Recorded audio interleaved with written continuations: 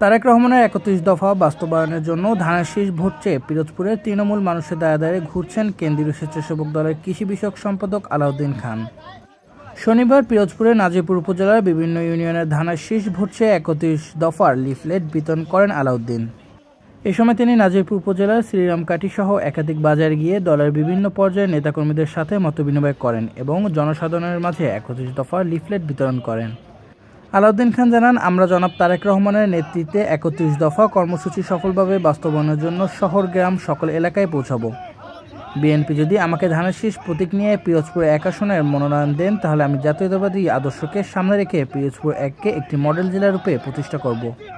এ সময় তার সঙ্গে উপস্থিত ছিলেন পিরোজপুর জেলা স্বেচ্ছাসেবক দলের তৌহিদুল ইসলাম তৌহিদ, জেলা স্বেচ্ছাসেবক দলের সিনিয়র যুগ্ম আহ্বায়ক মোহাম্মদ নাদিম শেখ, সদস্য বেলাল ভুইয়া, কলাখালী ইউনিয়নের বিএনপির সভাপতি চাঁদ সর্দার প্রমুখ।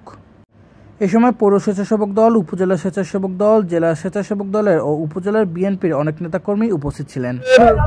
কর্মসূচি ছিল শ্রীরামকাঠি বন্দরে তারেক রহমানের নির্দেশ ক্রমে ৩১ দফা আমরা মানুষের ধারে ধারে দোকানে দোকানে আমরা সবার কাছে আমরা বিতরণ করেছি এবং তারেক রহমানের যে ৩১ দফা, যার মাধ্যমে রাষ্ট্র আগামীতে পরিচালিত হবে, আমরা জনগণকে সেটা বোঝানোর চেষ্টা করেছি।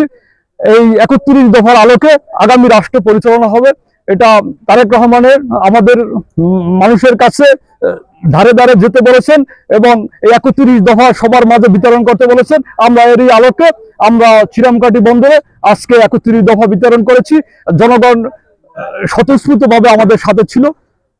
এই কর্মসূচি চলমান, আমাদের কর্মসূচি চলমান থাকবে।